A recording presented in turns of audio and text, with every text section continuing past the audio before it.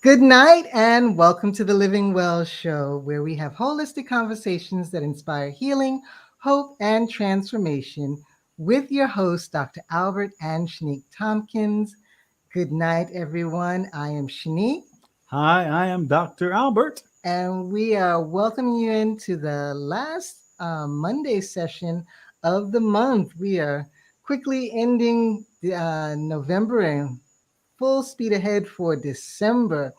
So we know that we just celebrated Thanksgiving in the United States, and we're quickly approaching Christmas season.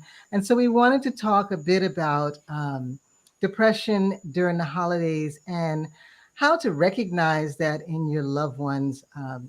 This is a tough time for many, and many of us just smile and bear through it, but we want you to know that you don't have to. So tonight we have an exciting guest, and Dr. Albert, go ahead and introduce. I sure will. As Shanique stated, we just had Thanksgiving, and maybe you were around your relatives and they were maybe low energy or maybe not themselves. And so we want to find out, how do we recognize depression in our loved ones during this holiday season? And today we have a special guest, Miss Sharon Stewart, today, who's going to help us with that. And Miss Sharon Stewart, she graduated from Vanderbilt University with her Master's of Science degree in nursing. She practiced as a psychiatric mental health nurse practitioner in private practice. Ms. Stewart has experience in behavioral health, home health, community mental health, and hospice, and also the criminal justice system. In her office via telehealth, she provides medication management and psychotherapies to clients across the lifespan. Ms. Stewart is a psychiatric therapist to clients across different aspects of mental health disorders such as depression, panic disorders, attention deficit disorders, bipolar, and many different DSM-5 disorders. And she also has a great interest in the criminalization of mental health complex traumas resulting in chemical imbalances and problems with learning. So she has a vast experience in this area, and we are so glad she's with us today. Go ahead and greet the people, Miss Sharon Stewart. Good night, everybody. How is everyone?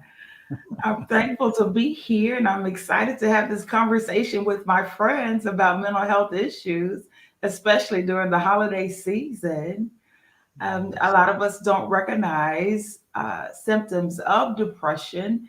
People think that we're supposed to just be sad and crying all the time, but actually, you can just be a little irritated or easily annoyed or offended. Mm, Things mm, like that also signify symptoms of depression. So I'm wow. glad to be here tonight. We're so glad to have you, and we appreciate you taking time out because I know you're very busy, especially during this time. And so, just right away, tell us about your journey into this field. What sparked your interest in mental health? There are a couple of reasons actually why I decided to get into mental health. First and foremost, because I was raised in a military family. My father served in the Air Force for nearly 23 years. He made a Mm, career out of it. mm, And I remember he served both in the Korean and Vietnam wars. And I mm, remember my mom saying that once he returned home, he wasn't the same man. mm, So I just remember things that have happened uh, since his return, with alcoholism and mm, domestic violence issues and whatnot, because of the PTSD and exposure to Agent Orange. mm. Wow. And what people really don't realize is that he had PTSD, yes, but he wasn't the only one. We Mm. also had PTSD Oh, Mm. wow. because of what he experienced and how he returned home. Wow. Wow. Wow, that's an interesting story. Wow. So that led you into the study of mental health issues and how to be a help for your community. Um, so, what are some of the challenges that you see in your office on a daily basis with individuals struggling in these areas? the challenges that I have are the stigma that's associated with mental health, especially in our community. Yeah. There, it's like taboo. It's like if you go see someone in mental health, you must be crazy. And to Mm. be honest with you, I've never met a crazy person a day in my life. Uh, Right, right. That's good. you know, uh, people have traumas and past experiences that have caused them to have chemical imbalances or problems with communicating effectively with others, things of Mm. that nature, children of divorce or someone that has been sexually abused, things of that nature. It's not all bipolar and depression. It's Mm. circumstances and life situations that have caused these stressors for people to internalize these stressors, and Mhm. they just manifest themselves emotionally and physically sometimes. Okay. So you just talked about the different stressors. Could you go in that a little bit more? Because many people may not understand that there are different types of stressors that could spark, maybe a chemical imbalance or issue that you have struggling with. So talk about that a little bit more. What kind of stresses would they present with? Mhm. Well, for example, if someone is a victim of sexual abuse, Mm. sometimes those symptoms can manifest themselves emotionally, Wow. and they may become detached and isolate themselves. They may dissociate, Mm. uh, do things to make them feel that they're not in the current situation, or whatever the tragedy is, so they Hmm. won't experience it again. They Wow. will just in their minds go to another place or just kind of check out, as some people say. Yeah. Some of the stressors with victims of sexual abuse also include physical symptoms. Okay. I know, for example, that both men and women may experience issues in the pelvic region, bladder problems, interstitial cystitis, bladder cancer, Mm. vaginitis, recurring urinary tract infections. Wow. That Wow. comes from undealt with either unforgiveness or self guilt or self blame. Wow. Wow. They manifest themselves physically sometimes. And, Wow. and unforgiveness I've seen people, I've worked hospice and I've seen people battling cancer due to unforgiveness. And then when they make Mm. the choice to forgive, I've actually seen cancer shrink without Wow. chemotherapy or radiation. I've seen years added to people's lives through Okay. forgiveness. So some Wow. of the emotions that we carry, when we internalize them, Hmm. they just manifest themselves, and we just don't know how they're going to pop up. Okay. You Right. Okay. know, um, a lot of people, even during this season, um, I've started this group last month, a support group for grief, and Hmm. I call it 37172, which is our zip code. 37172. Let's talk about it. Let's pray about it. Okay. Because grief can show up later. Everyone doesn't cry when someone passes. Mm. Some people get angry. Some people are quiet. Some people isolate. People do all sorts of things. Some people go out and spend money they don't have. Some Mm. people they develop addictions and get in risky behaviors. Hmm. I've seen hypersexuality and addictions to pornography, addictions to drugs, increase in alcoholism, even subject to gun violence Mm. Mm. from unprocessed grief. Wow. Hmm. Wow. Wow. Wow. Yeah, that's something that I can relate with because last year I lost my mother and I was grieving for about a year, a solid year, and it took me a while to actually admit that, you know. And so you kind of touched on it a little bit in terms of forgiveness and that being part of the healing process. Could you talk about how important it is the spiritual aspect of the treatment plan and allowing people to actually accept the spiritual part of it to get healed? It's extremely important, Dr. Tompkins. Forgiveness is essential to life as far as Mm, I'm concerned. yeah. And the spiritual aspect of it, I, actually, let me rephrase this. I believe that the spiritual aspect is extremely important as far as mental health is concerned.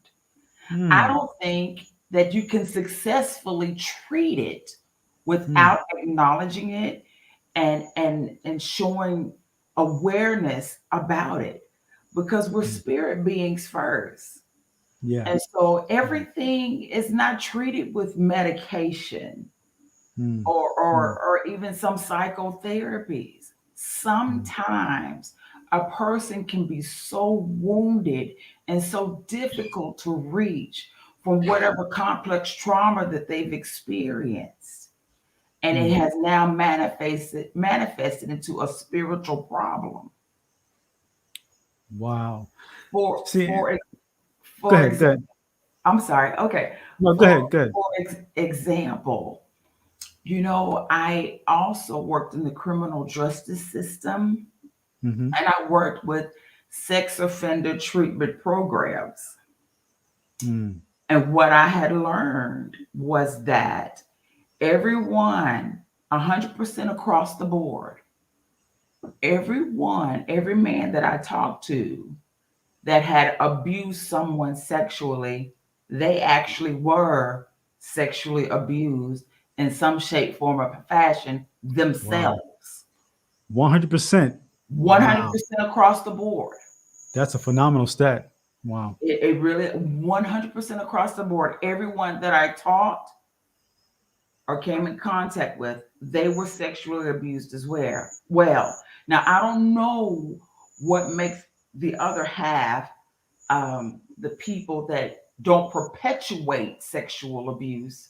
I Mm-hmm. don't know what their resilience is, Mm, but it's something that's spectacular, and mm. that causes them not to offend because they've been offended, you know. Right. Uh, Right. uh, so Okay. it has to be a spiritual aspect.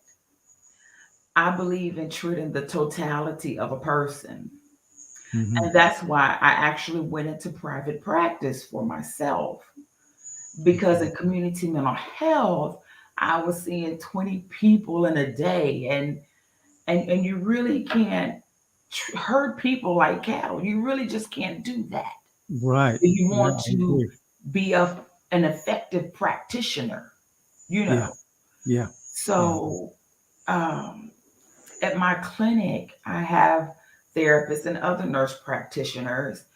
And the nurse practitioners that I work with, the psychiatric nurse practitioners that I work with, we actually spend anywhere from 30 minutes to an hour or maybe longer with each client. Oh, wow. Yeah, yeah. Wow. That's unheard of. I know it because the money is in giving the medication management and seeing somebody every 10 to 15 minutes. That's it. That's it. But there Yeah. actually are some people out here that actually want to see people healed, set Wow. free, and delivered, you Wow. know, and you Wow. can't do that in 10 minutes. You That's can't. true. Exactly. You cannot. Can't My do it. goodness. Wow. So this is powerful because you have a practice where you're able to really make an impact in someone's life. Now, we all don't have that in our areas, but one thing we can do is at least try to recognize some of the symptoms that our loved ones or family or friends may be experiencing during this time. So, can you give us some of the key points or tell us how to recognize if a loved one is showing some of those undercover symptoms of depression or grief during the holidays? Okay, yes. Most of them actually are very subtle. Mm, And as I said earlier, it doesn't always involve just having sadness.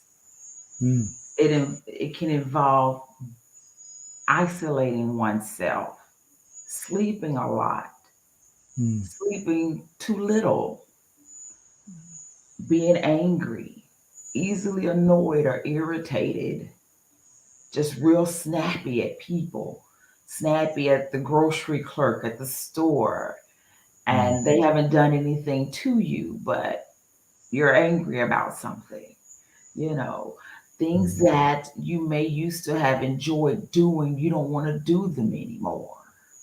mm, And with suicidality, you have to worry about or look out for people giving things away. mm-hmm, Mm. mm-hmm. Yeah, Mm, that's good. yeah, Well, giving. you're going more into that. What do you mean giving things away? What should we look for in that area? Because that's pretty big, especially with suicide rates on the rise. People give away personal things that mean a lot to them. Like a guitarist may decide to give his guitar away to a close friend that they Mhm, know that enjoys music. I think you should have this because I know you enjoy music. Because Mm. one of the scariest things about suicide is that typically when people get the courage to do it, and you have to be courageous to do something like that, yeah. to make that call on your life. They seem settled with it and satisfied with what they have decided to do. So they Yeah. typically, this is why suicide always usually comes as a surprise because they go about their day like a Mhm, normal day. If they yeah. work, they go to work, they come home, they eat supper, and they make their plan, they make their plans way ahead of time. It's Mhm, a thought out process. yeah. And they seem to have peace with that decision. Mhm, mhm. They might have peace with the decision, but of course we don't. Right. Right, And that's right. why we're always shocked, like, I can't believe he did that. I just saw her yesterday, Mm, and she was very happy playing with the kids in the park. yeah. Yeah. Yeah. Wow. Yeah. So it's those subtle cues that we really must zone into during this time with all of our busyness. We have to stop and be intuitive about those that are around us. Wow. Yes, we do. We have to be extremely mindful of others, especially at this time of the year, Yeah. because someone has someone has lost a loved one or a spouse or a parent or a child, and they just feel really lonely being without that person. They're connected to them, they share physical DNA, spiritual DNA, and they feel like a part of them is gone or missing. Yeah. Yeah. And Yeah. so most people don't want to talk about it. Mm, Most people, well, not most people, but some people, they hide in their work. They may work a mm. lot of overtime Yeah. just so they don't have to deal with the uncomfortableness of facing their pain for the loss of their loved one. And also at this time of the year, especially if they're just now going through the holidays for the first time Mm, without their loved one, they are really, really afraid of going through the holidays. They don't know mm, what it's going to be like for the mm, first time without their loved ones. And they may make impulsive decisions or irrational decisions, um, because they don't know how to deal with that feeling. People don't understand that it's okay to not be okay sometimes. mhm. Mhm. you know, Yeah. and you'll have a roller coaster of emotions. You'll feel numb, then Hmm. you'll feel extreme pain in just the gut of your stomach and your belly. And then Mm. you may cry, and then you may be angry and get mad and throw things. And Hmm. you're like, why am I acting like this? But Yeah. it's really okay. And Okay. people, we we just don't effectively communicate grief. Mm. And sometimes we don't even, we feel like we need to be there for that person to help Okay. that person. But what do? What do we say? Right. And all you have to do is, you if you have a loved one that is having these emotions and struggling with grief or just sadness or holiday blues, all you have to do is just be there for them. Wow. You really don't have to say anything. That's But good. a lot of times we don't like silence, Right. Yeah. and we think we should say something to make them feel better. But actually, it's like bones are flying out of our mouths. We're just saying off the wall things, you know. I Hmm. remember I lost my dad last year too to COVID, Wow. Mm. and multiple family members and friends. Wow. And so I, as a professional, I didn't get upset when someone said to me, "Well, he's in a better place." Mm. Oh, he lived to be 88 years old. He had a good life, you know. Mm. Mm. But that does nothing to address how I'm feeling right now. And sometimes I Right. would just smile and just say, be polite and say thank you. Wow. But I didn't want to hear that. Yeah. Yeah. Didn't want to Yeah. hear. Yeah. I Just understand. be there. Just take someone out to lunch or something, you know, or just give them a call. Say, hey, I was just thinking about you. Just want Okay. to speak to you. You know, Yeah. uh, you don't have to try to make someone feel better, or try to make yourself feel comfortable with the situation. Right. That's a good point. Yeah. Just Yeah. Yeah. just be there and just listen. Right. So you have some great tips because you're right. A lot of times we feel we need to do something to make the situation better. But most times just being present, the ministry of presence is sometimes all they need. And so then the next part is, so let's say we recognize, some things in them, we kind of talk to them. At what point do you think maybe we should contact a professional? Is there like a sign or something that we could say, okay, you know what, maybe I can't handle this. I need to call someone like yourself. What would that be? It would be when that person feels or you see that they're stuck in some shape, form, or fashion, Okay. and it is affecting their activities of daily living. ADLs. Yeah. When we haven't had a bath in 3 weeks, Okay. when we've missed multiple days of work, Mm. you know, most companies give a certain time for grieving, and I hated that they base it on the rankings of the family. If it's a Right. spouse, you get a long time. If it's a parent, you get a little bit of a long time. If it's a child, you get a real long time. But if it's Right. a cousin that raised you, you get 2 days. Right. Yeah. Mm. Yeah. Yeah. So, that's typically not very good. But Yeah. if someone loses their job because of missed days, Right. you know, someone's lost a lot of weight, uh, someone's gained a lot of weight, you Okay. know, Okay. uh, usually those are kind of subtle, but that does happen, you Okay. know.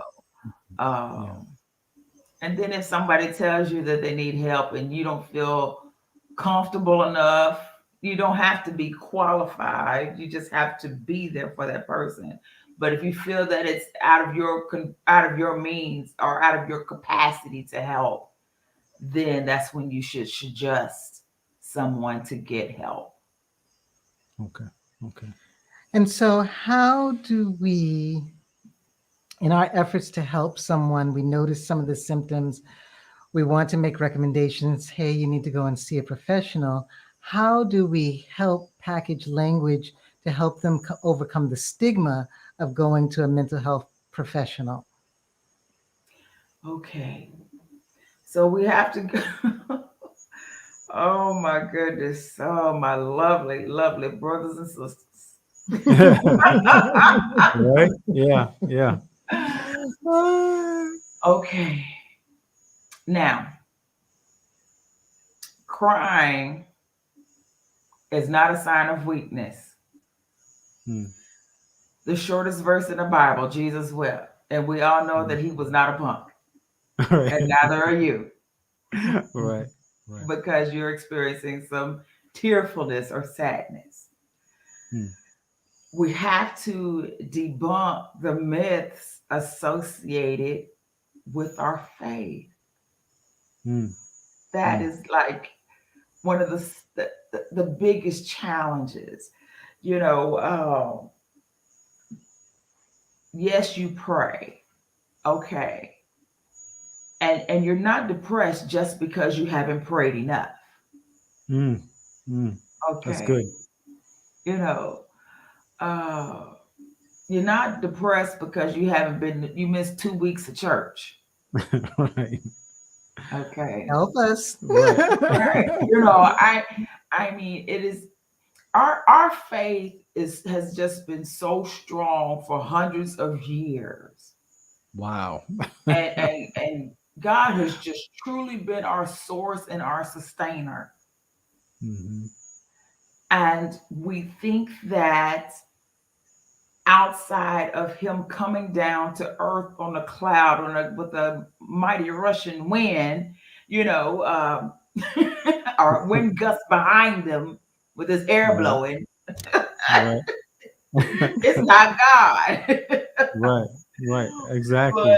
But people need to realize that God created us and none of us are alike. And that's by design because we're interdependent upon one another. That's We right. all need each other. Yeah. I got something you need, you got something I need, you know. Yeah. Yeah. That's why effective communication is just so important. Mm. But being depressed, having mental illness doesn't mean that you are cursed by God. Yeah. Yep. Okay. You Hmm. know, um,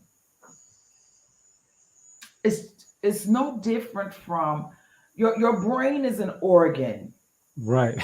just like your heart. That's right. And if your cardiac enzymes, your heart enzymes, if they're elevated, if they're off some kind of way, the doctor's like, the left side of your heart is kind of enlarged and you're secreting too much of this cardiac enzyme. So I'm going to put you on a blood pressure medication. I'm going to give you metoprolol Mm. to help induce a more perfect rhythm since you're not getting that hormone or enzyme like you should. Mm. The same thing for our brain. If we Hmm. don't have enough serotonin or norepinephrine or dopamine, Mm. or if we have too much, having too much can make you hallucinate.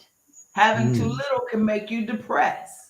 You know, Wow. your dopamine is your happy uh hormone, enzyme, neurotransmitter, you know, in different in different specialties. We call it hormones, enzymes, or neurotransmitters, you know, Hmm. they're all the same. Yeah. They're all like hormones, okay? And so if we're at a deficit or if we're at too much, it will affect our mood. Yeah. Yeah. So it's okay to take a serotonin reuptake inhibitor. I take Prozac. Gotcha. And I'm for Prozac. I'm really quiet and still. A little too still. and maybe Mm. sleep too much, Yeah. eat too much, Uh-huh. and have some sadness. And I'm okay with that. And I need to be because I got stuff I need to do. Right. That's good. That's good. That's good.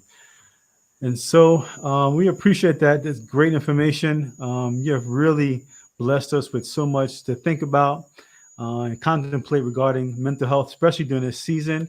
And so let us know, how can people get in contact with you at Stewart Mental Health? Absolutely.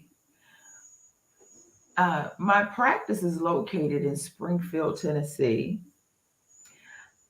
at Awesome. 105 Fifth Avenue West, Suite 103. Again, it's Awesome. Springfield, Tennessee, 20 minutes outside of Nashville, Tennessee. And the zip code is 37172. My Awesome. phone number at the office is 615-384-7111.